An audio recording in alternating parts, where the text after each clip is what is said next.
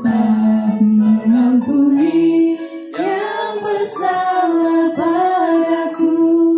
Ku ikuti jejakmu, Roh Kudus kan mengurapi hidupku serupa seperti Tuhan.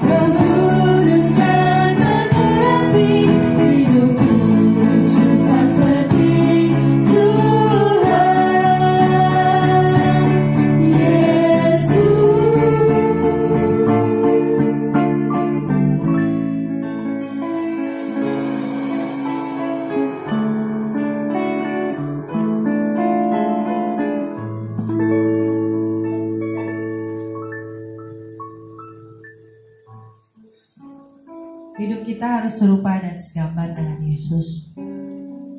Apabila kita menyatakan diri kita adalah murid-muridnya, maka kita harus ambil langkah dan ambil tindakan. Yaitu kita harus melembutkan hati kita.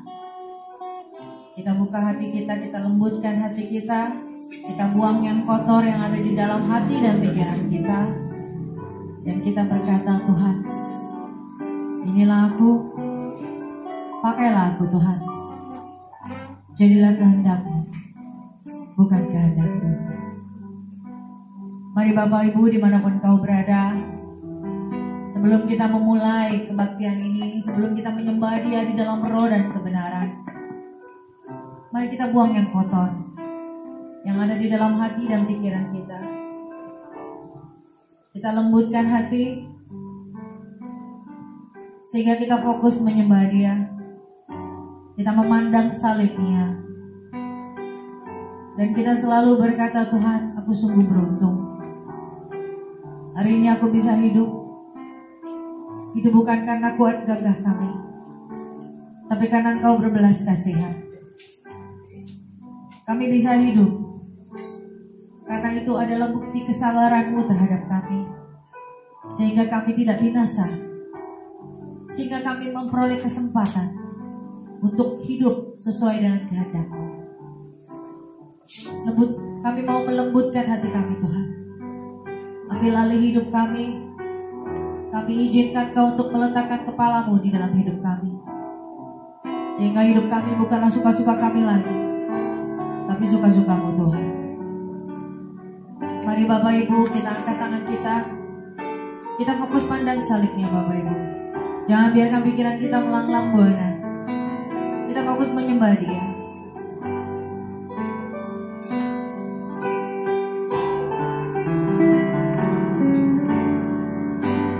Ku menyembah dalam kudus hadirat-Mu.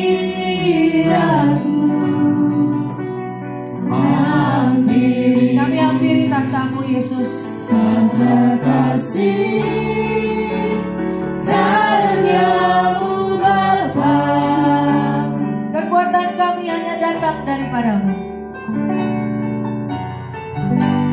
Kekuatanku hanya dalam hadirat-Mu, Yesusku. Hanya Kaulah segalanya.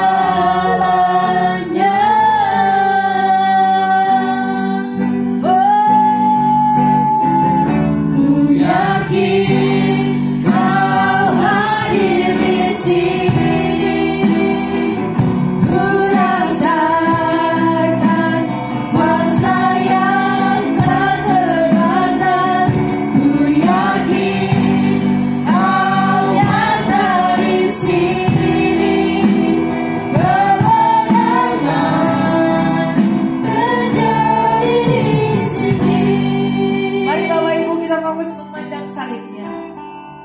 sembah Dia dengan tangan kita. Ku menyembah, Kami sembah Kau Tuhan. dalam kudus hadirat-Mu. Hampiri kata kasih karunia-Mu Bapa.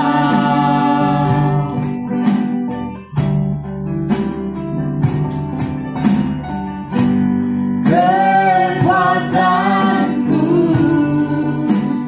hanya dalam hadirat-Mu, Yesusku. Hanya Kaulah segalanya.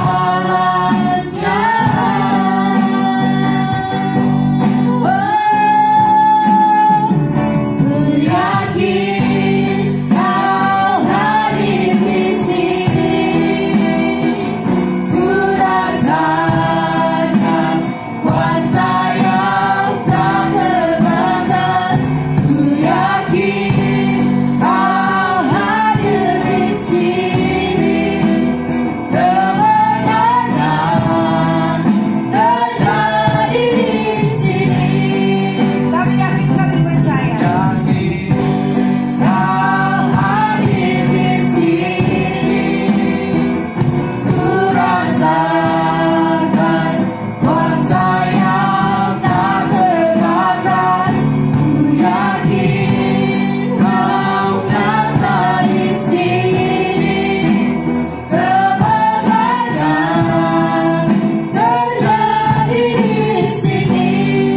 Dia nyanyikan lagu ini, Bapak Ibu fokus sembah Dia di dalam roh dan kebenaran. Ku Kami menyembah menyembah Engkau Tuhan dalam kudus di dalam roh dan hadirat-Mu. Engkau adalah Allah yang kudus. Hampiri tata Kami kasih lembutkan hati kami Tuhan. karunia-Mu Bapa. Kami mau masuk ke dalam hadirat-Mu.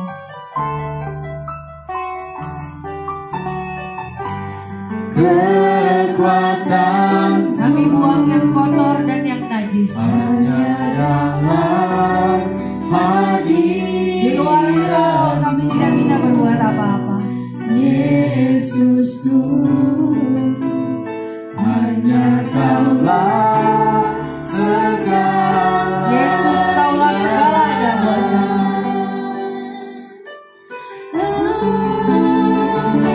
Kami yakin, kami percaya Tuhan. Kau hadir di Kau tidak pernah sini. meninggalkan kami. Ku rasa Kami yakin dan kami percaya. Kau terbatas. Ku yakin Kau nyata di sini. Kami yakin dan kami percaya. Kemenangan Kasih Tuhan Kau buat kami. terjadi di sini. Kau ada di sini. Ku rasakan kuasa yang tak terbatas.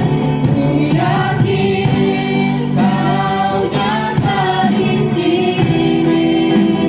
Kemenangan terjadi di sini. Pemulihan terjadi di sini. Pelertasan terjadi di sini.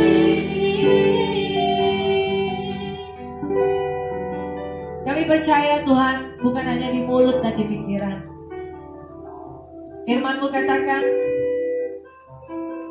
percaya adalah sesuatu pekerjaan yang harus kami lakukan. Kami mau Tuhan melakukan pekerjaan ini, yaitu kami percaya kepadamu bukan hanya di mulut dan di pikiran saja, tapi kami mengerjakannya. Tidak ada rasa khawatir dan tidak ada rasa ragu, karena kami mengenal siapa Yesus yang kami sembah. Setiap hari kami berlomba-lomba untuk menyenangkan hatimu. Setiap hari kami berlomba-lomba untuk melakukan apa yang menjadi kehendak-Mu,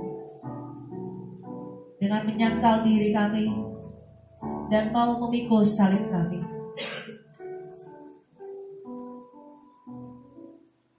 Terima kasih Tuhan. Kami percaya Bapa, firman-Mu adalah ya dan amin. Engkau adalah Alfa dan Omega, dan Kau tidak pernah sekali-sekali meninggalkan kami. Reaksi kami dan tindakan kami adalah mendekat kepadamu. Kami mencari perkenan-Mu sampai kami mati. Terima kasih Bapa.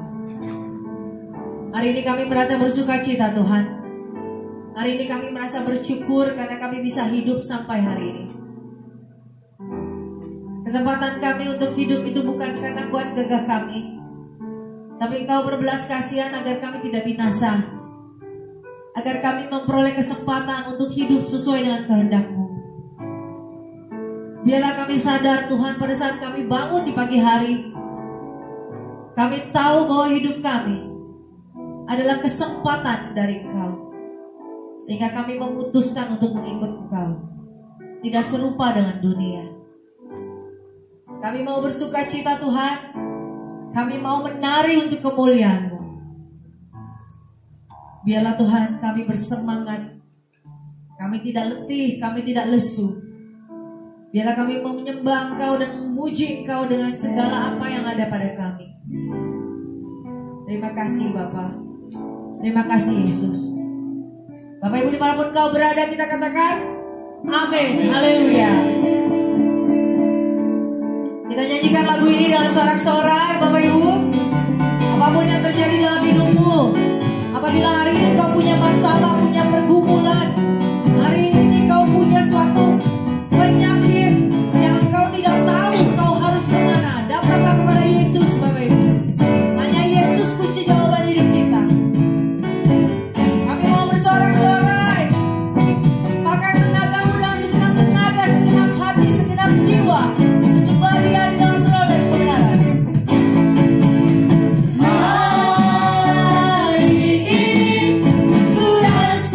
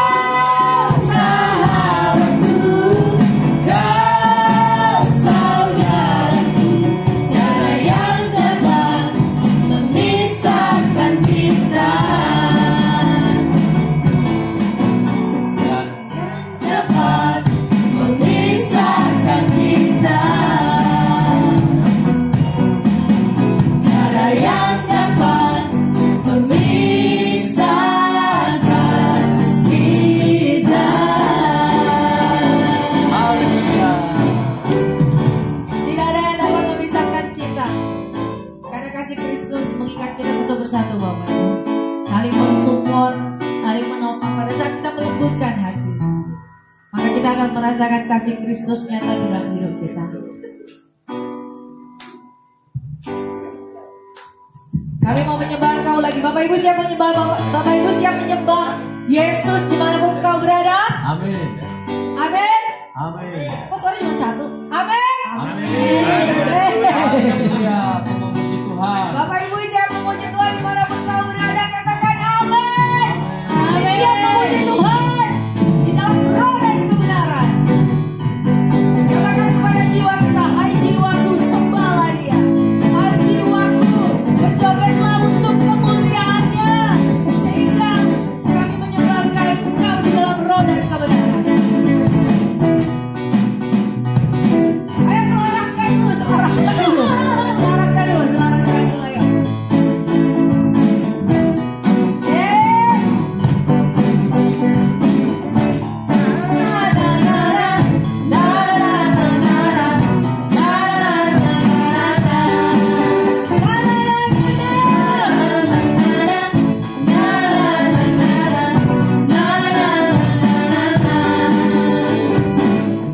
Haleluya, ku memuji-Mu Tuhan, karena kasih-Mu tak berkesudahan. Biar bernafas memuji Sang Raja, di atas gunung dan di dalam samudra. Tanganku ku angkat padamu, mensyukuri rahmat yang Kau beri. Kasih-Ku melompat bagimu, sebab rahmat-Mu baru setiap hari. Bersyukurlah kepada Tuhan, sebab Dia baik, sebab Dia baik. Kawasannya untuk selamanya, kasih setianya, kasih setianya.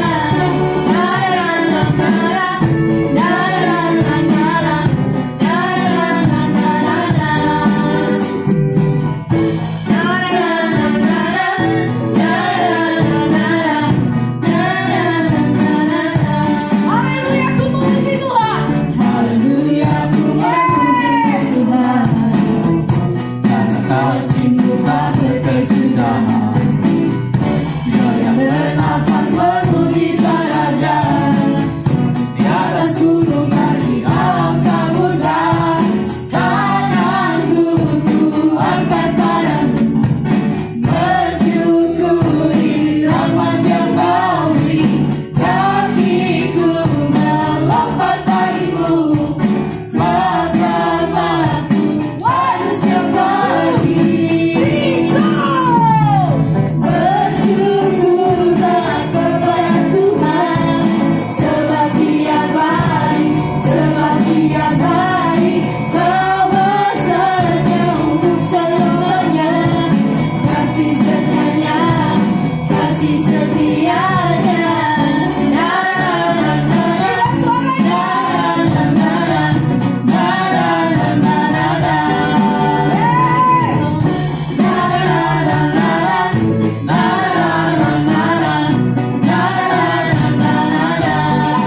Haleluya, ku memuji Tuhan. Haleluya, ku memuji-Mu Tuhan, karena kasih-Mu tak berkesudahan. Kasih yang tak pernah berkesudahan. Biar yang bernafas memuji Sang Raja, di atas gunung dan di dalam samudra. Tanganku ku angkat padamu, mensyukuri rahmat yang Kau beri. Kakiku melompat bagimu, sebab rahmat-Mu baru setiap hari. Angkat tanganmu, bersyukurlah kepada Tuhan, Sebab Dia baik, sebab Dia baik. Kawasannya untuk selamanya, kasih setianya, kasih setianya. Syukurlah kepada Tuhan, sebab Dia baik, sebab Dia baik.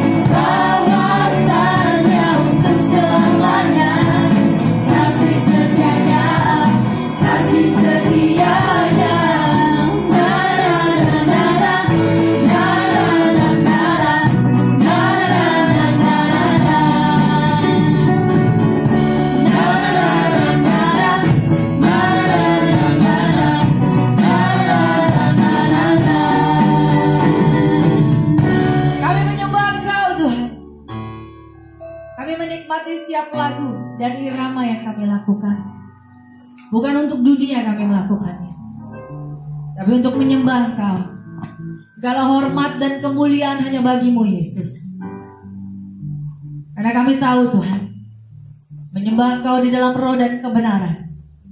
Kami mau menjadi penyembah-Mu di dalam puji-pujian. Menyembah Engkau di dalam roh dan kebenaran. Fokus menyembah Engkau di dalam roh dan kebenaran. Terima kasih Bapa. Terima kasih Yesus. Kami mau menyiapkan hati kami untuk mendengarkan firman-Mu. Kami ambil Tuhan tindakan aktif.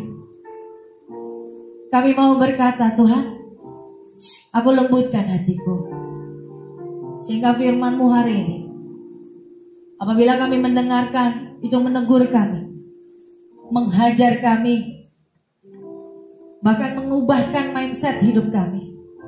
Kami terima itu Tuhan. Karena kami tahu hidup kami sudah dibayar oleh darah yang mahal. Maka kami harus mendengarkan firman-Mu. Tidak ada kepentingan untuk diri kami, karena kami sudah ditebus. Tuhan, kami lembutkan hati kami. Biarlah Roh Kudus masuk dimanapun Kau berada, Bapak Ibu.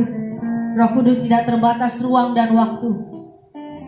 Pada saat Kau membuka hatimu, pada saat Kau berkata, Tuhan, aku lembutkan hatiku, firman Tuhan katakan, hari ini Kau akan merasakan pemulihan. Hari ini Kau akan merasakan jamahan. Yang sembuh akan sakit, itu karena imanmu.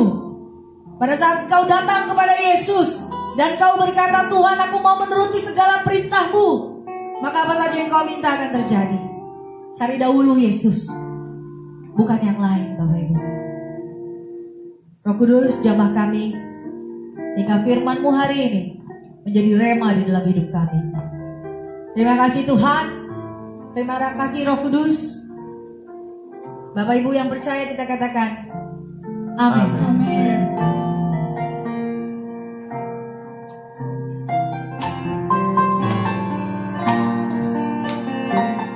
Kami siapkan hati kami Tuhan. Kami buang yang kotor dan yang najis.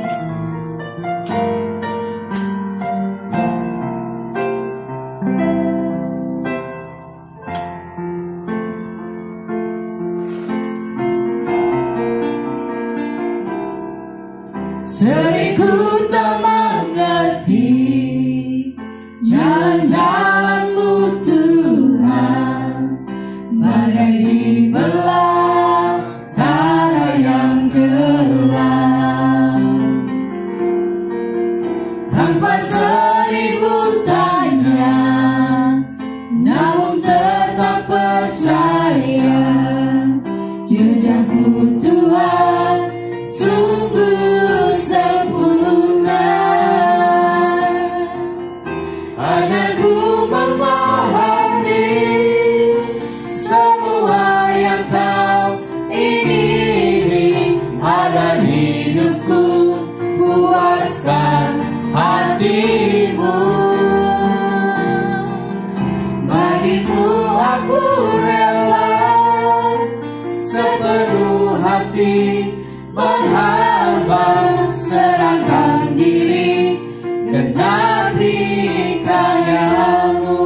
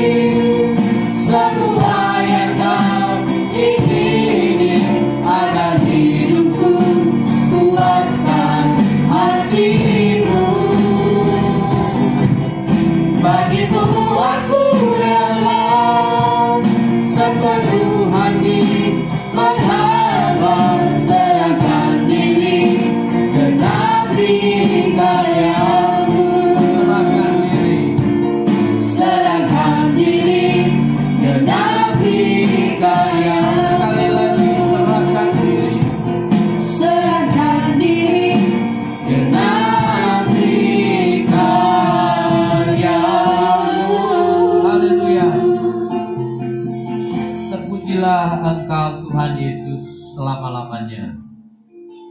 Hidup kami adalah menyerahkan diri kami untuk menggenapi karya-Mu, menggenapi firman-Mu. Benar Tuhan, kalau apa yang menjadi kehendak kami tidak terjadi, karena kami menyangkal hidup, menyangkal diri kami, menyangkal kehendak kami. Di dalam hidup kami hanyalah melakukan kehendak-Mu. Bapa Surgawi, Tuhan Yesus Kristus, Roh Kudus, kami mengucap syukur. Kalau dunia masih berjalan, dunia masih berputar, dunia dengan segala isinya masih dapat kami nikmati, namun kami tidak boleh untuk bersahabat dengan dunia. Tetapi kami mempergunakan mamon, ataupun selama kami hidup di dunia ini, kami mempergunakan mamon yang tidak jujur ini, agar kami dapat diterima di kemah abadi. Dan malam hari ini kami mau belajar firman-Mu. Sembunyikan hamba di balik salib-Mu. Kiranya Roh Kudus menuntun setiap kami. Apa yang hendak Engkau sampaikan kepada kami pribadi lepas pribadi, supaya kami mengerti akan kehendak-Mu, bahwa roh yang ada di dalam diri kami lebih besar daripada roh yang ada di dunia ini. Roh Kudus, pimpin setiap kami mohon belas kasihan-Mu. Roh Kudus, urapi setiap kami, berikan kami pengertian, agar kami mengerti dan memahami dan siap melakukan di dalam kehidupan sehari-hari kami. Di dalam nama Tuhan Yesus kami berdoa dan mengucap syukur. Haleluya. Yang percaya katakan amin. Silakan duduk saudara sekalian. Ya, silakan duduk. Udah kebiasaan kayak persekutuan offline di Johan. Sayanya yang duduk lah. Biasanya saya jalan-jalan besok, keliling-keliling. Ya, terima kasih. Ya, enak kalau online bisa duduk. Karena kalau saya jalan-jalan kan nggak mungkin, kayak orang gila. Jadi kalau jalan-jalan nggak ada jemaatnya kan, gitu. Jadi ini kita online, kita mau berbagi kepada saudara-saudara sekalian. Ya, kita persiapkan Alkitab, meskipun ini online ataupun nanti dibagikan secara offline melalui YouTube. Persiapkan Alkitab, karena kita mau belajar firman, maka firman harus kita persiapkan Alkitab gitu ya. Jadi jangan buku dongeng, jangan buku-buku kitab-kitab yang lain. Ya, yang di sini juga ada siap ya Alkitab ya. Nah, jangan buku komik ya. Nah, udah siap. Oke. Ya. Kita materinya roh yang di dalam kita lebih besar dari dunia. 1 Yohanes 4 sampai 1 perikop itulah dihabiskan lah. 1 Yohanes 4, 1 perikop itu boleh lah, tolong dibacakan salah satu yang bersedia. Boleh dibacakan yang di sini? Boleh? Minta tolong yang ada mic ya. Boleh dibacakan dari ya ayat satunya boleh lah, 1 perikop itulah dihabiskan aja.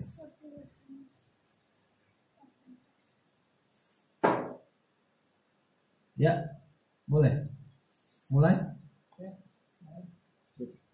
1 Yohanes 1 ayat 1 Yohanes 4 ayat 1. Perikop roh Allah dan roh antikristus. Ya. Saudara-saudaraku yang kekasih, janganlah percaya akan setiap roh, tetapi ujilah roh-roh itu, apakah mereka berasal dari Alkitab? Sebab banyak nabi-nabi palsu yang telah muncul dan pergi ke seluruh dunia. Terus? Demikianlah kita mengenal roh Allah. Setiap roh yang mengaku bahwa Yesus Kristus telah datang sebagai manusia berasal dari Allah, dan setiap roh yang tidak mengaku Yesus tidak berasal dari Allah. Roh itu adalah roh antikristus, dan tentang dia telah kamu dengar bahwa ia akan datang, dan sekarang ini ia sudah ada di dalam dunia. Ya, terus? Kamu berasal dari anak Allah, anak-anakku, dan kamu telah mengalahkan nabi-nabi palsu itu, sebab roh yang ada di dalam kamu lebih besar percaya yang ada di dalam dunia.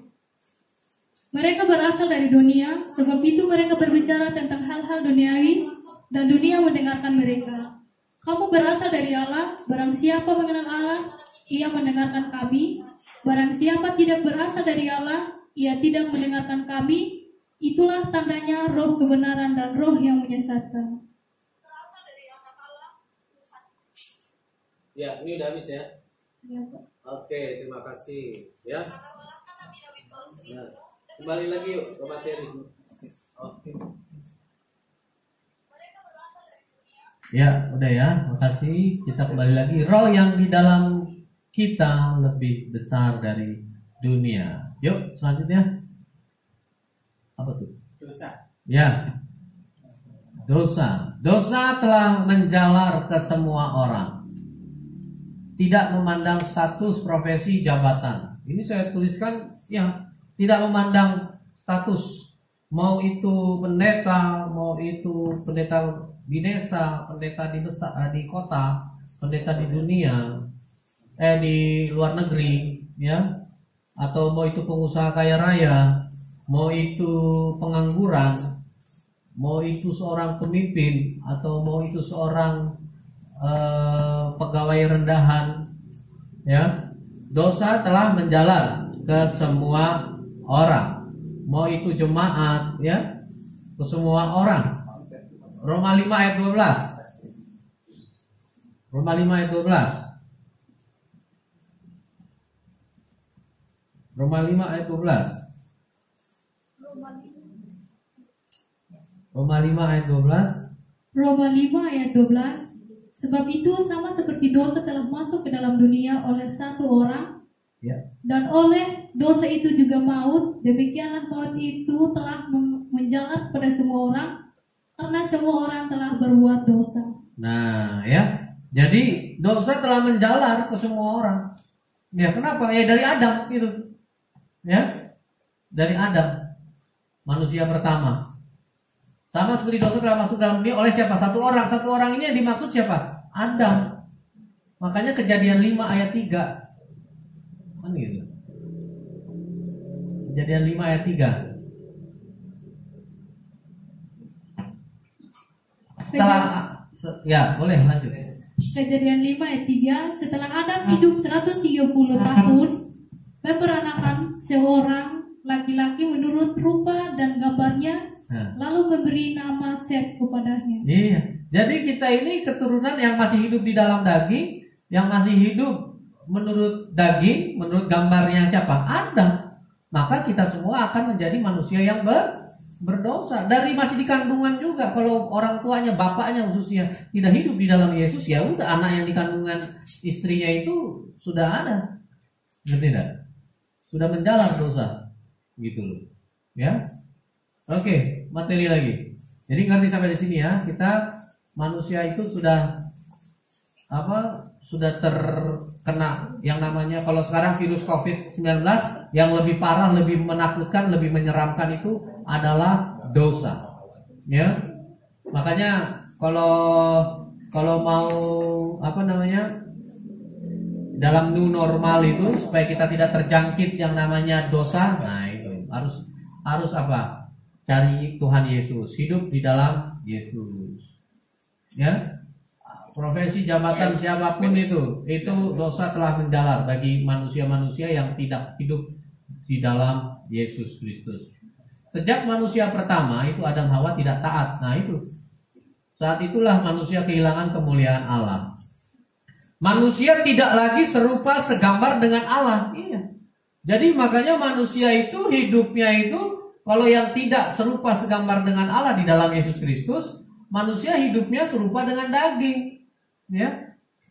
Karena itu makanya manusia itu takluk oleh dosa. Makanya manusia yang hidup serupa dengan daging itu manusia yang melayani daging. Segala kehendaknya, keinginannya itu dia penuhi hanya untuk memuaskan hawa nafsu. Tampaknya mereka beribadah, tampaknya mereka menjadi orang beragama, tetapi mereka takluk kepada dosa.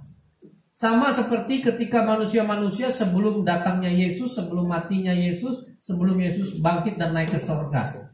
Maka semua orang itu masih takluk kepada hukum Taurat, gitu loh. Tetapi firman yang menjadi manusia yaitu Yesus Kristus, dialah yang tidak takluk kepada hukum Taurat, yang tidak takluk kepada dosa. Dia yang sulung, makanya setiap manusia harus datang kepada Yesus Kristus, ya. Oke. Coba biar saya nggak balik ke sini, boleh ada yang bacakan materinya biar nanti saya dengar. Nah, iya. Ada yang bacain materi ya, nanti saya bilang berhenti.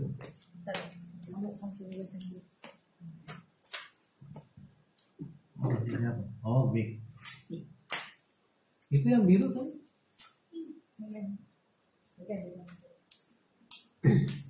Ya. Yesus Kristus lahir ke dunia, Ya. menggenapi hukum Taurat. Ya.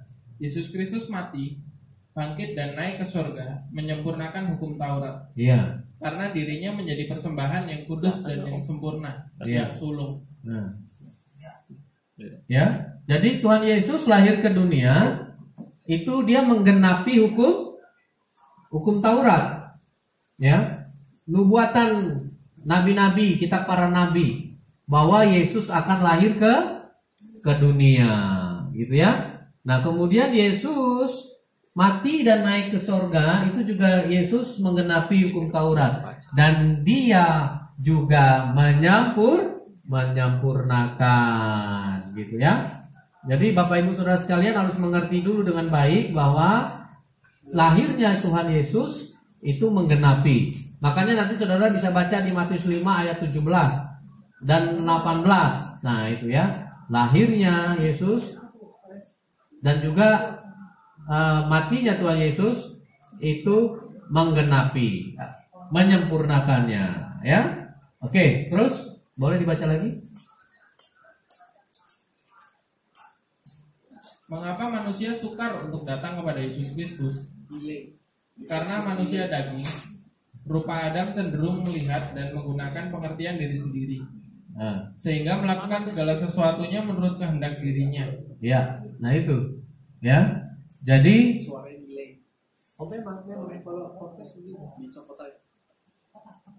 enggak, itu podcast memang begitu. Podcast terlambat. Iya. Gitu ya. Jadi mengapa manusia sukar untuk datang kepada Yesus Kristus? Karena manusia daging atau manusia yang mengambil rupa Adam cenderungnya apa? Melihat dan menggunakan pengertian diri sendiri. Sebagaimana Adam dan Hawa pada saat melakukan dosa, melakukan tindakan yang tidak taat kepada Allah, mereka memakan buah dari pohon pengetahuan itu. Karena di Kejadian 3 ayat 6, si Hawa melihat. Nah, kan dikatakan begitu. Hawa melihat bahwa buah itu, ya, perempuan itu melihat bahwa buah pohon itu baik untuk dimakan dan sedap kelihatannya. Nah, itu si manusia yang perempuan ini melihat bahwa baik untuk dimakan, kan gitu. Padahal sebelumnya Allah sudah memerintahkan untuk jangan dimakan. Nah, inilah makanya bentuk ketidaktaatan si perempuan itu, ya. Jadi setiap kita harus mengerti dengan benar, dengan baik dulu, ya. Terus lanjut lagi. Yang kedua, karena iblis gencar dengan serangannya agar manusia tertipu daya, Ya, sehingga manusia tetap hidup dalam kedagingan atau rupa Adam. ya. Karena iblis gencar, oh iya. Iblis itu gencar dengan serangannya, ya, agar manusia tertipu daya. Kan dari sejak awal itu Adam dan Hawa itu kan dicobai, ditipu oleh si iblis. Makanya di Yohanes 8 ayat 44, pembunuh manusia sejak awalnya.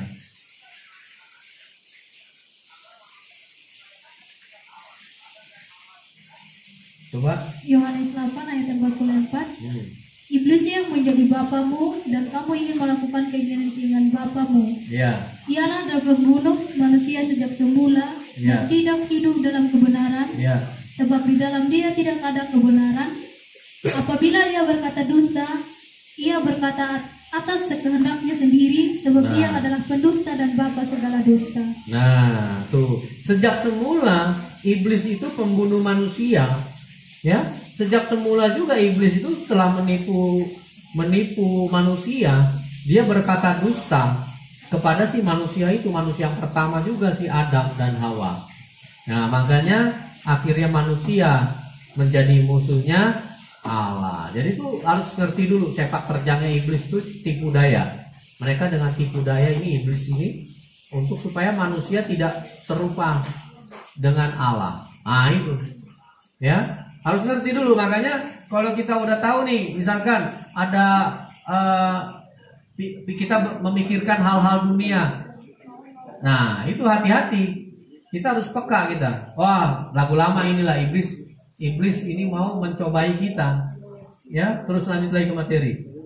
Bentar. Mengapa manusia suka untuk datang? Nah itu karena yang pertama tadi karena cenderung melihat, yang kedua karena iblis gencar. Makanya apa? Seringkali iblis itu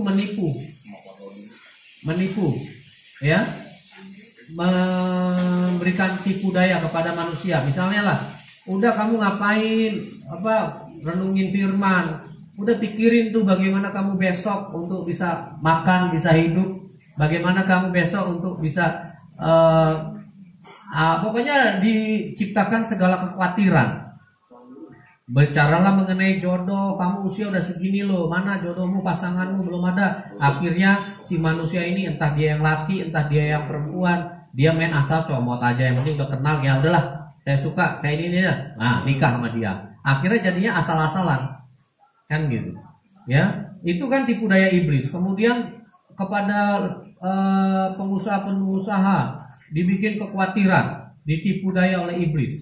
Akhirnya si pengusaha-pengusaha ini mengambil keputusan yang salah, tersesat, ya kan? Udahlah, gak usah cari Tuhan. Kamu lihat ini realistis, ya kan? Sekarang ini, misalnya nih lagi COVID-19, ya kita usaha itu apapun itu semua menurun drastis, nggak ada penghasilan, mau bagaimana, ya kan? Akhirnya apa? Tidak mau merenungkan firman, tidak mau berdoa, akhirnya cenderung mengandalkan kekuatan, akhirnya berusaha untuk apa? Udah, itu tuh ada peluang di sini. Nah, terjadilah misalnya si manusia ini menipu, ya kan? Akhirnya terjadi banyak perbuatan jahat. Nah itu, ngerti tidak? Iblis tuh gencar dengan serangan-serangannya, ya. Maka dari itu setiap kita harus bagaimana? Yakobus 4 ayat 7 katakan apa? Lawanlah iblis. Coba. Yakobus 4 ayat 7. Karena itu tunduklah kepada Allah dan lawanlah iblis, maka ia akan lari daripadanya. Nah, itu. Jadi kita harus lawan iblis. Ya, terus lanjut lagi. Materi. Sebentar, materinya saya mau sebentar lihat dulu ya. Jadi iblis itu bukan untuk kita hindari, tapi harus kita lawan. Itu jangan dihindari. Saya ada pernah melayani di jemaat-jemaat, Pak Gembalanya ngajarin anak-anak sekolah minggu mengatakan, kalau ada iblis gimana anak-anak Tuhan, gimana reaksinya? Lari. Kaget saya, buset. Ya, bener. Saya kaget. Loh, kok diajarinnya begitu? Kok ada iblis datang malah anak-anak Allah lari? Nah, itu ya. Jadi kok nggak sesuai dengan firman Alkitab katakan kita harus lawan, kan gitu. Ya, terus yang ketiga? Yang ketiga, karena manusia sudah terlanjur nyaman berjalan rutinitas sibuk hal-hal lahiriah atau duniawi. Nah itu, manusia udah terlanjur nyaman. Jadi begitu lahir, oh iya saya beragama Kristen, ya kan? Begitu lahir, oh iya saya beragama yang apa misalnya, misalkan di luar Kristen, ya kan? Saya banyak kok jumpai, iya Pak, soalnya saya udah lahir seperti ini, agama saya ini. Tapi saya memang ketika saya pelajari Alkitab, saya renungkan Alkitab, saya percaya, saya tahu ini Yesus itu jalan kebenaran dan hidup, gitu loh. Terus saya tanya, lu kenapa nggak? Terus kalau percaya, kenapa nggak ambil sikap untuk menerima Yesus dengan dibaptis, dengan menjalankan kehidupan sesuai dengan firman. Nah ini Pak, saya udah dari sananya, udah dari kebiasaan saya masih beragama ini, nggak mungkin lah saya ini. Nah itu udah terlanjur, ngerti nggak? Menjadi suatu kebiasaan atau sudah dari lahir seperti itu, sudah nyaman seperti itu, ya kan? Kemudian ada lagi yang sibuk dengan hal-hal lahiriah, yang dengan liturgi, ya kan? Karena sudah dari sananya yang diciptakan oleh manusia-manusia sebelumnya, liturginya demikian. Ya udahlah, kita yang di generasi sekarang, generasi ke seberapa puluh sekian, ya mengikuti apa yang sudah diciptakan oleh para pendahulu-pendahulunya, ya kan? Ya udah, liturginya seperti ini, ya ikutilah seperti ini. Liturginya yang misalkan dengan ya macam-macam cara lah, macam-macam, ya kan? Prosesi liturgi yang buatan-buatan tangan manusia. Nah itu kenapa makanya manusia masih sukar untuk datang kepada Yesus, ya? Karena itu. Yang ketiga ini apa? Sudah berjalan rutinitas karena sibuk dengan hal-hal lahiriah, hal-hal duniawi, gitu loh. Ya, makanya di dalam kitab 1 Yohanes 2 ayat 15, yuk. 1 Yohanes 2 ayat 15. Janganlah kamu mengasihi dunia dan apa yang ada di dalamnya. Jikalau orang mengasihi dunia, maka kasih akan Bapa tidak ada di dalam orang itu. Nah, ya, ngerti kan? Terus,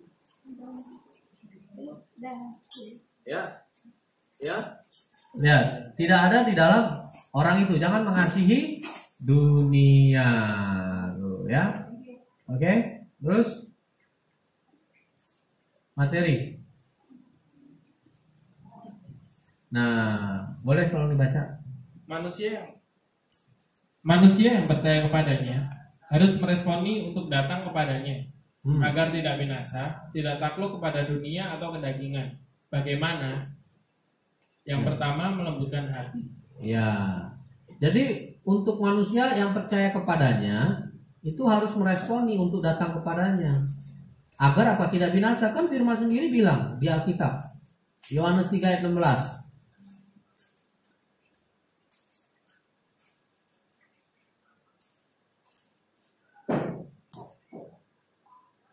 Coba. Yohanes 3 ayat 18.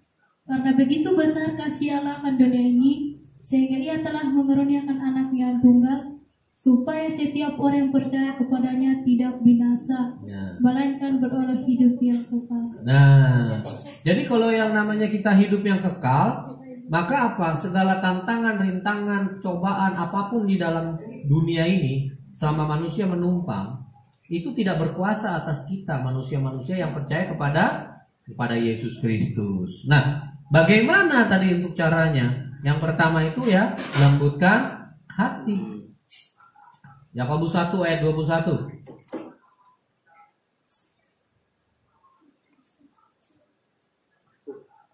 Yakobus 1 ayat 21. Sebab itu, buanglah segala sesuatu yang kotor dan kejahatan yang begitu banyak itu, dan terimalah dengan lemah lembut firman yang tertanam di dalam hatimu yang berkuasa menyelamatkan jiwamu.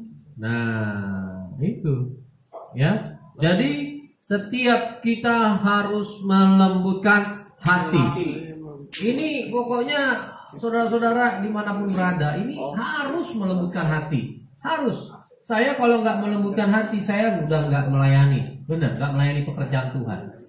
Kenapa maksudnya saya bilang kok kalau saya tidak melembutkan hati, saya nggak melayani pekerjaan Tuhan?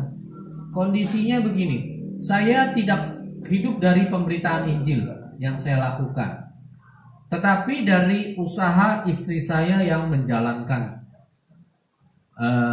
apa yang Tuhan percayakan kepada dirinya untuk dia menjalankan usahanya, dan dari hasil usahanya itu dia harus mengeluarkan uang untuk menopang pekerjaan ministry ya yang saya lakukan ini.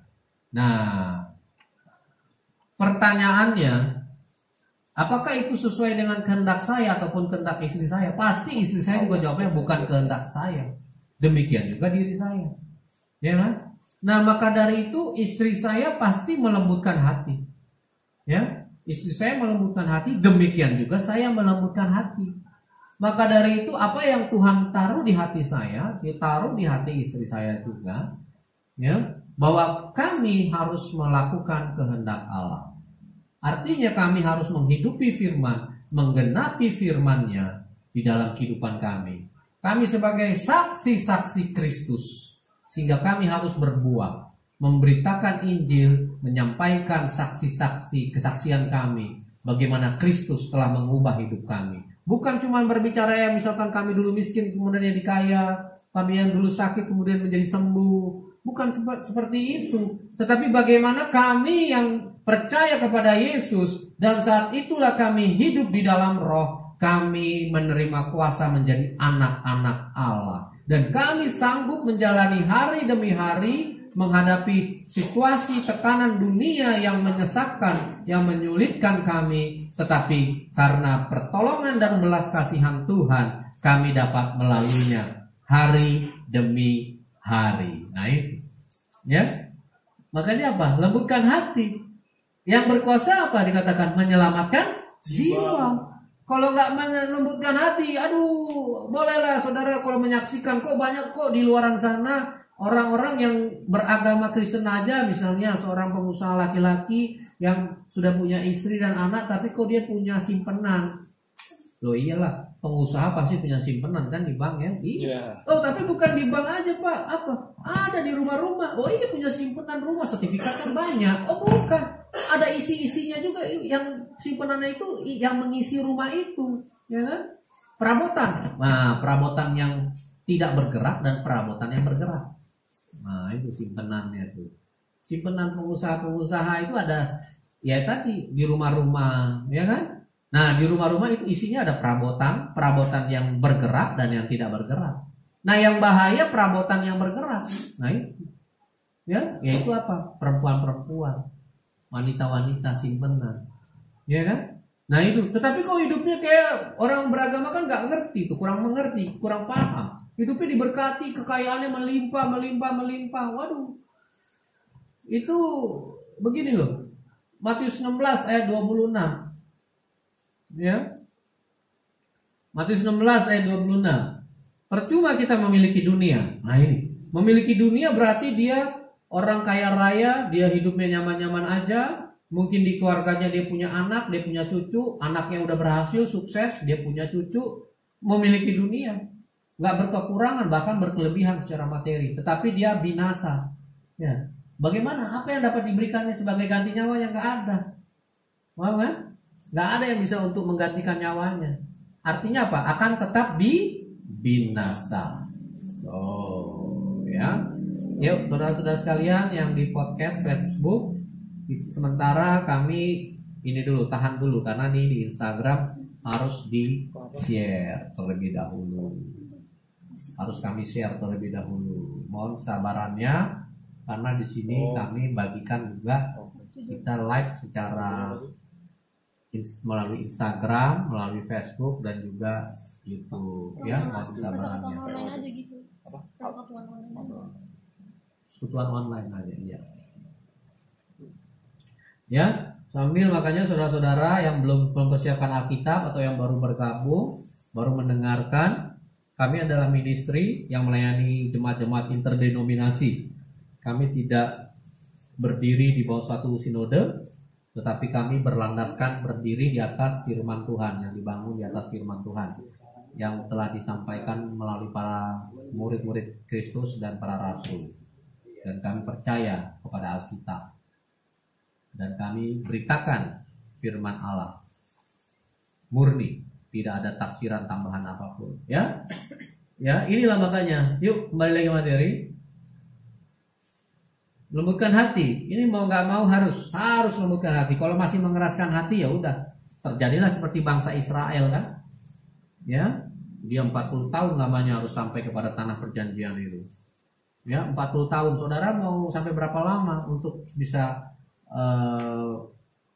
memperoleh apa yang dijanjikan oleh Allah itu sendiri? Dijanjikan bukan kaya raya loh, tetapi apa? Hidup yang kekal. penyertaannya di dalam kita memperoleh hidup yang kekal. Hidup yang kekal bukan nanti di sorga. Jadi saudara jangan pikir, hidup kekal nanti, tidak. Hidup kekal berarti dari mulai kita sekarang ini ada nafas, berarti kita tetap hidup. Berarti kita dapat tetap apa? Makan dan minum, ngerti tidak? Nah itu hidup kekal, namanya hidup kekal. Gitu. Ya? Gitu. Kalau yang kekekalan baru nanti di sorga. Bicara hidup ya kita sekarang kan hidup. Kan gitu. Makanya hidup kekal itu dimulai dari kita udah mulai bernafas, nah itu hidup kekal, gitu ya. Jadi kita pertama ini harus kita nyatakan dalam perbuatan kita, lembutkan hati. Yang kedua, mengikatkan diri dengan Yesus atau datang kepadanya, itu renungkan firman-Nya.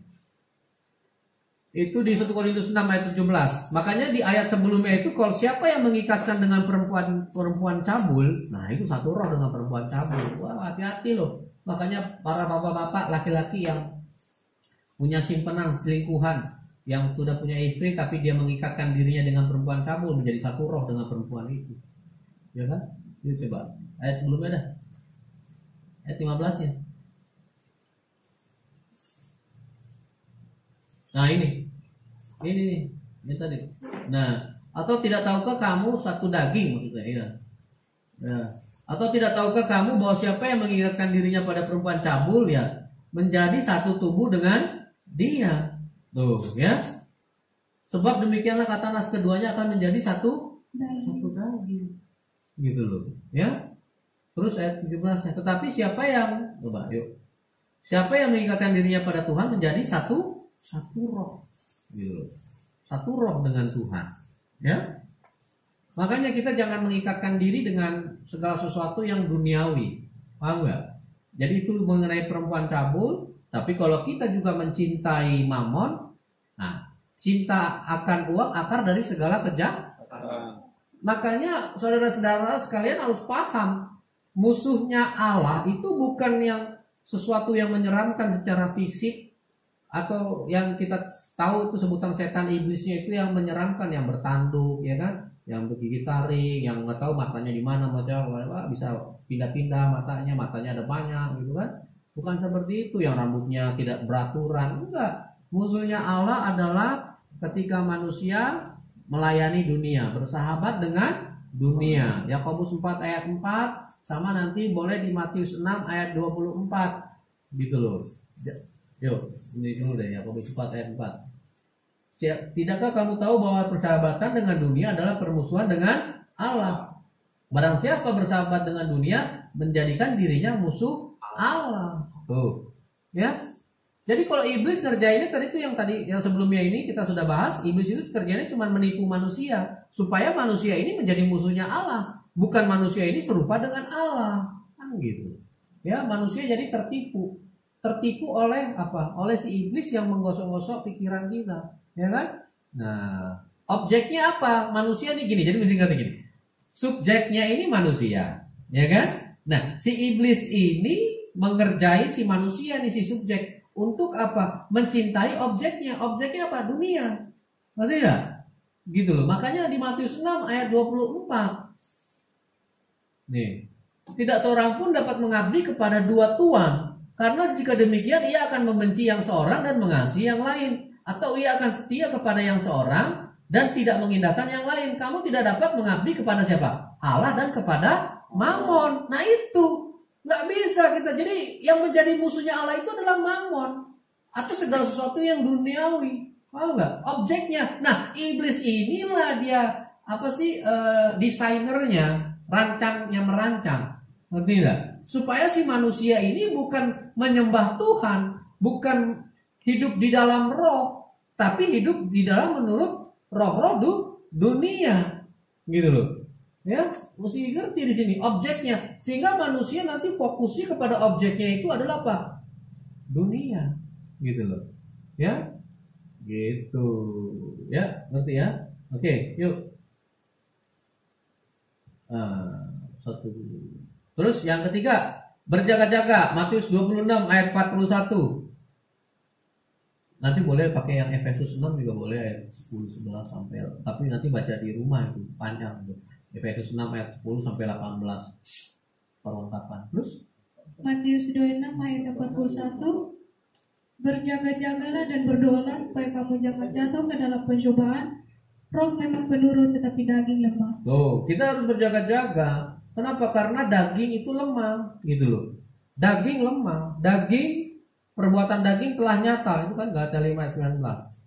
Gitu loh. Makanya daging itu takluk kepada dunia. Nanti bisa baca di Roma 8 itu. Ayat 1 sampai selesai lah itu Roma 8 itu perikop. Gitu loh. Tapi Yesus tidak takluk kepada dunia, kepada daging gitu. Makanya dia menang. Nah, kita yang ikut kepada Yesus, maka kita juga pasti akan menang. Makanya roh yang ada di dalam kita, coba di Roma 8 bolehlah di ayat 15-nya nih kalau enggak. Saudara bisa baca di Roma 8 itu ayat 1 sampai sekian itu jelas itu. Roma 8 ayat 15. Sebab kamu tidak menerima roh perbudakan yang membuat kamu menjadi takut lagi, tetapi kamu telah menerima roh yang menjadikan kamu anak Allah. Oleh karena itu kita berseru, ya Aba, ya Bapa. Ya. Oleh roh itu kita berseru, ya Aba, ya Bapa. Kita menjadi anak-anak Allah.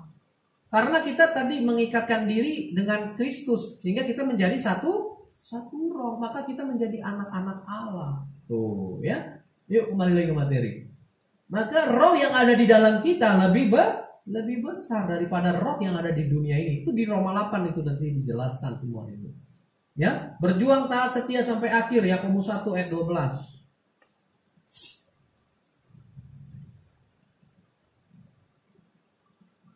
Coba.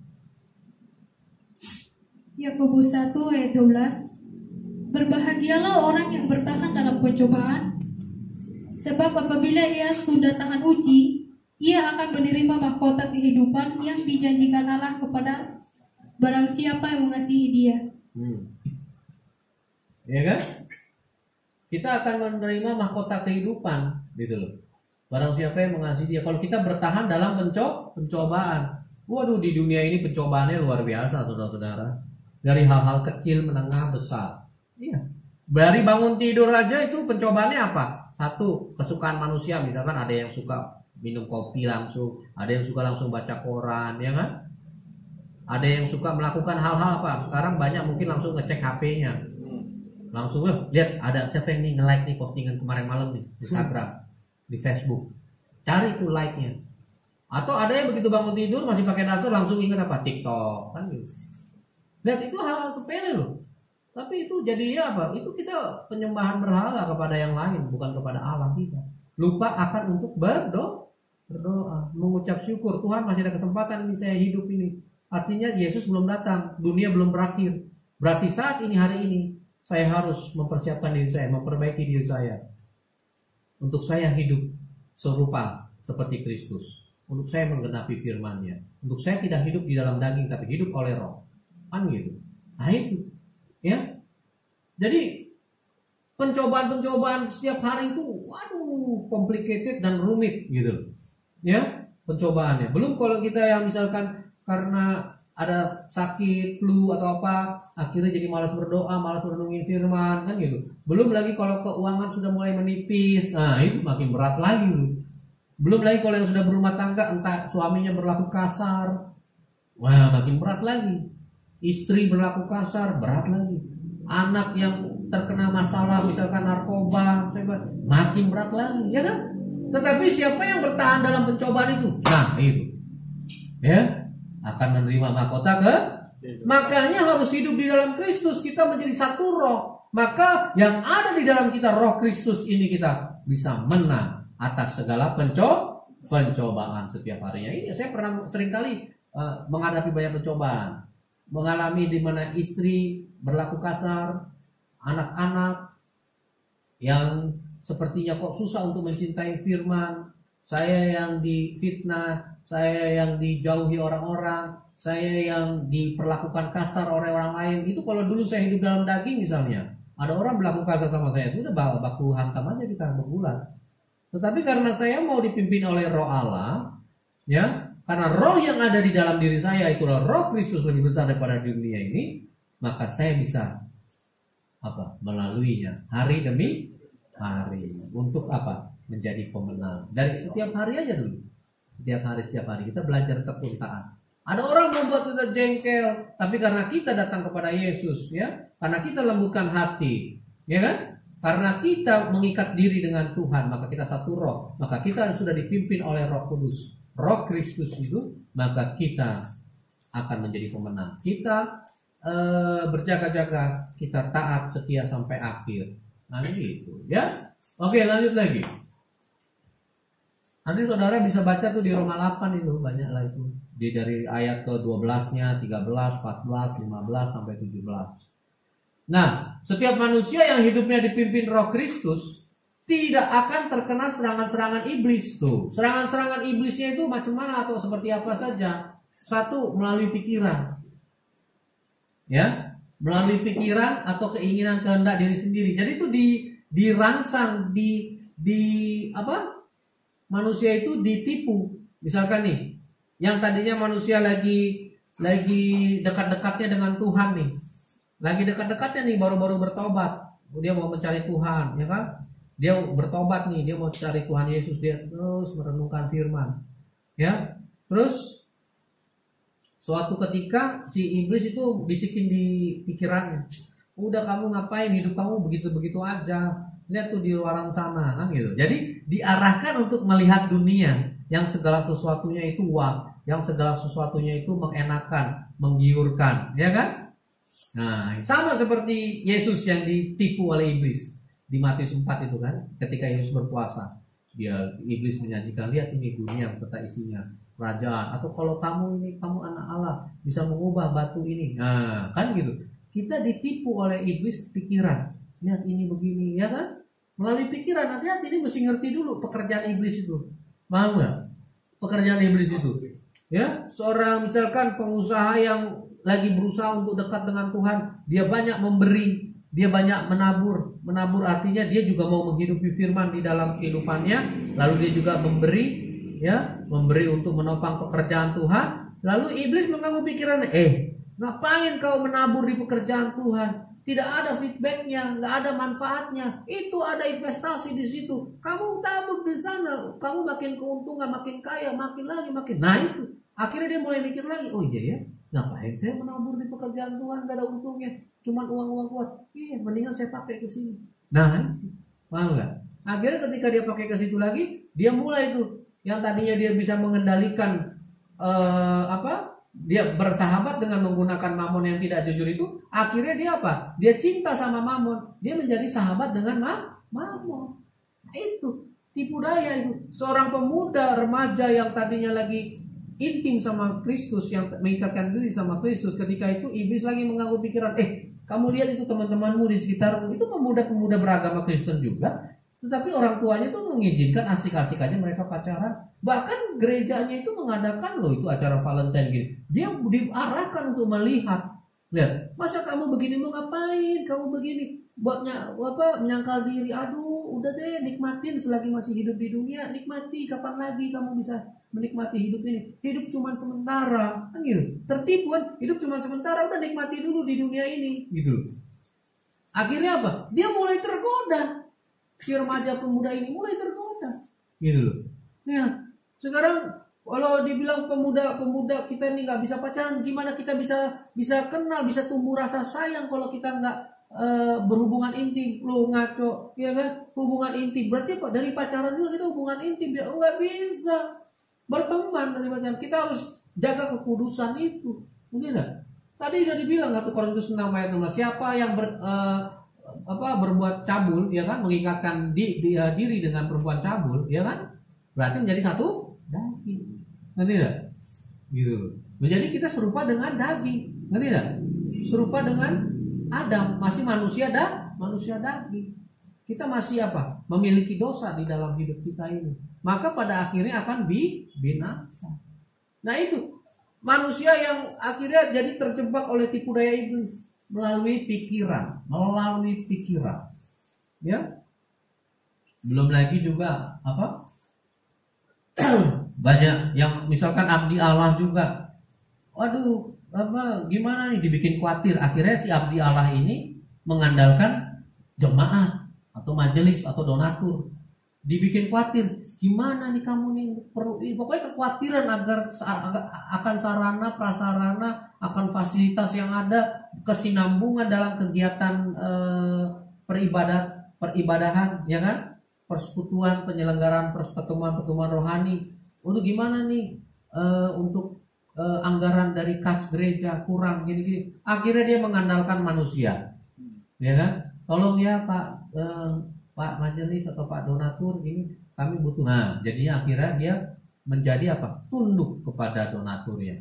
Akhirnya dia masih sungkan, dia tidak lagi mengandalkan Allah. Dia sungkan kepada orang yang sudah apa? Membantu dia, yang memberikan sumbangan uang atau menopang pekerjaan Tuhan di tempat dia menggembalakan domba-domba Allah. Nah, itu tipu daya, mengganggu pikiran. Saya boleh berkata begini, saya saudara-saudara sekalian, ketika saya melakukan pelayanan ini, ketika tidak ada uang sekalipun, ketika saya sungguh-sungguh untuk melayani Tuhan ini 4 tahun yang lalu, saya memang udah pelayanan dari 2006, tetapi pelayanan yang sebelum-sebelumnya itu pelayanan-pelayanan duniawi, artinya pelayanan agamawi, ya kan? Tetapi yang saya sudah bertobat sungguh-sungguh 4 tahun ini, saya tidak ada uang, tetapi saya minta konfirmasi Tuhan, saya berjalan tanpa ada uang sekalipun, tapi saya belajar dengan taat.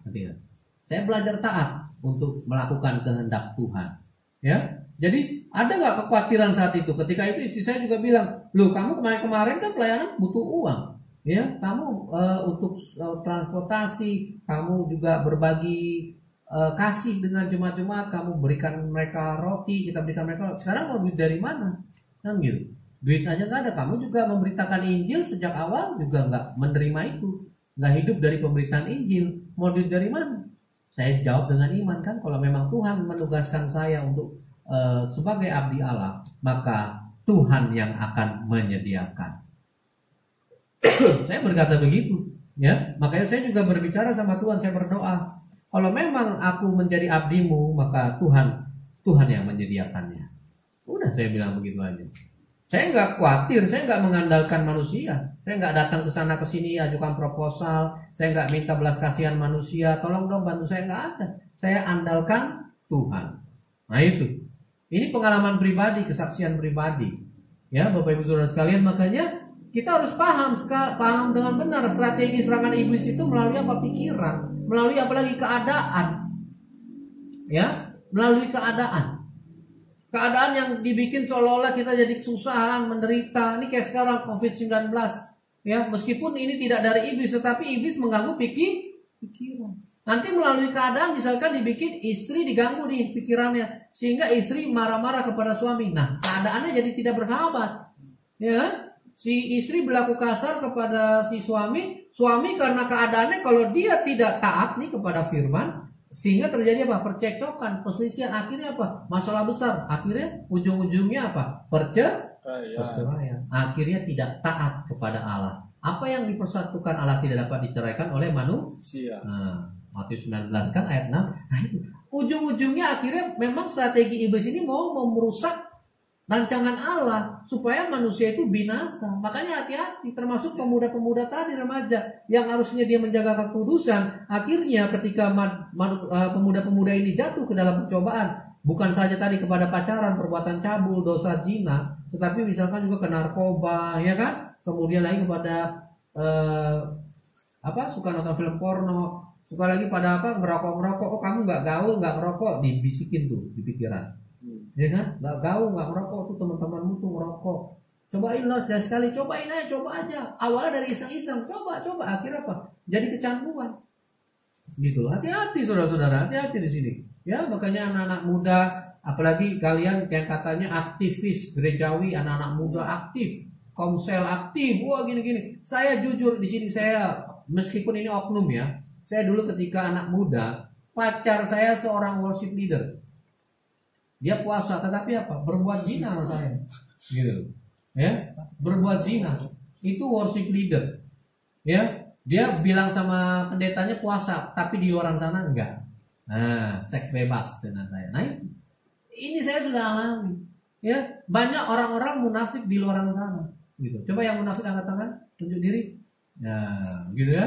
Gitu. Jadi sekarang yang munafik-munafik yang menjadi orang beragama tapi tidak menjadi murid Kristus, malam hari ini bertobatlah gitu. Yuk kita lembutkan hati, kita menguduskan Kristus di dalam hati kita, dengan kita juga mengikatkan diri dengan Tuhan menjadi satu roh, dan kita berjaga-jaga, taat, setia sampai akhir ya. Nah, iblis serangannya lagi melalui apa? Melalui roh-roh jahat ini juga supranatural. Artinya apa? Banyak terjadi itu kan yang namanya santet, ya kan? Hipnotis atau dunia perdukunan, ya kan? Serangan. Tiba-tiba melalui telepon itu, wah, bisa mati, ya kan? Nah, kalau orang-orang percaya yang hidupnya di dalam Kristus nih kayak begini-gini nggak bakal kena. Yang nomor 1 nggak bisa kena juga, nomor 2 juga nggak bisa kena. Itu pasti dukunnya ketika misalkan ada nih pasiennya datang, Mbah Dukun, ini saya ada target nih, dia kasih fotonya ini, ya kan? Kemudian ketika dia terawang, wah, dia nyerah, ya nggak bisa. Ini murid Yesus ini, wah nggak bisa, ada roh yang buat kita tidak bisa. Waduh, nah itu, saya nggak ada lawan kalau kita ada roh Kristus di dalam hidup kita, nggak bisa sama sekali. Ya, saya punya pengalaman. Saya pernah dari supir Uber. Ya, saya membawa seseorang. Ya pastinya penumpang ya. Gitu. Karena saya sudah bertobat, bukan selingkuhan, penumpang. Saya supir Uber.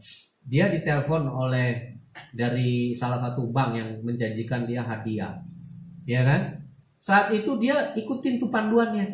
Dia udah mau terjebak. Disuruh ke ATM transfer. Dia keluar dari mobil itu, dia ke ATM. Ya, dia keluar, kemudian dia balik lagi, dia bilang apa? Pak, kebetulan ini penumpang offline, udah langganan, dia tahu saya abdi Allah. Jadi dia mungkin sudah pakai logika, tapi udah berkali-kali dia udah ngikutin tuh panduan-panduannya, dia ikutin. Yang terakhir dia harus ke ATM. Nah, dia mungkin mulai sedikit sadar, akhirnya dia bilang, Pak, tolong. Bapak yang ngomong dengan orang ini. Ketika saya ngomong, nggak bisa berkutik itu orang. Dan saya, hipnotisnya nggak berlaku. Itu hampir terjadi itu orang itu dihipnotis, begini. Akhirnya dia udah jalan lagi ke ATM, HP-nya di saya, dia ke ATM, dia udah catat di kertas. Nah, dia ke mobil itu dia ngambil kertas untuk dia catat, tapi dia kasih HP-nya ke saya. Ngerti nggak? Saya ngobrol, saya turun, saya bilang, jangan ditransfer. Ngerti nggak? Jangan ditransfer. Dia baru sadar, oh iya. Pas di mobil, tadi saya mau transfer ya Pak ya? Iya, kamu mau transfer gitu. Oh iya ya, nah itu hipnotis. Oh, nanti ya, hipnotis. Kenapa? Karena mereka atau orang ini adalah orang-orang dunia.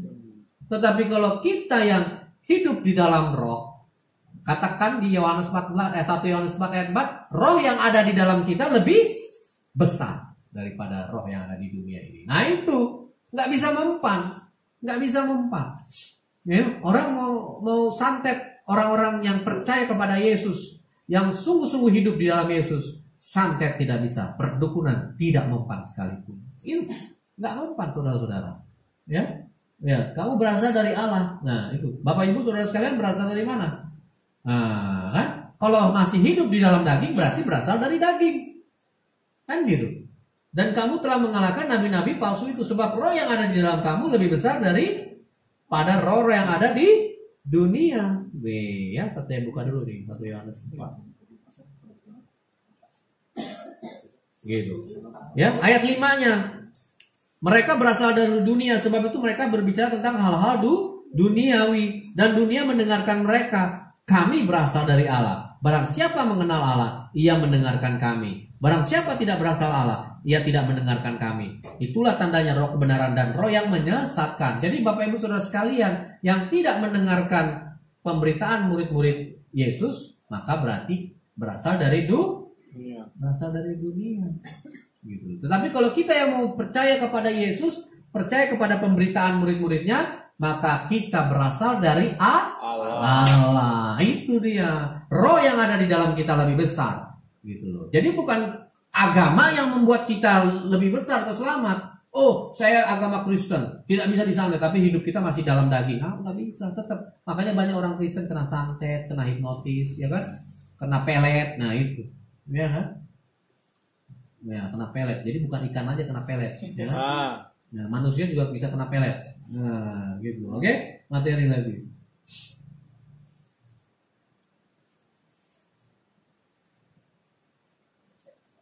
Nah, oleh sebab itu, jadilah pribadi-pribadi yang datang kepada Yesus Kristus. Lembutkan hati, berjaga-jaga senantiasa, taat sampai akhir. Jadi Bapak Ibu Saudara sekalian, sudah tahu tadi ya, lembutkan hati, ikat diri dengan Yesus Kristus, sehingga kita satu roh, kemudian berjaga-jaga senantiasa, taat sampai akhir. Karena itu, maka kita menjadi anak-anak Allah dan roh Kristus ada pada diri kita. Roh di dunia ini tidak dapat menyerang kita, baik melalui pikiran maupun melalui apa yang supranatural, ya, melalui hipnotis, perdukunan dan sebagainya. Makanya kalau ada orang yang katanya Kristen bisa kena dukun santet ini, itu hanyalah orang beragama Kristen. Tetapi kalau murid Yesus, seng ada lawan, tidak ada lawan, karena roh yang ada di dalam kita lebih besar daripada roh yang ada di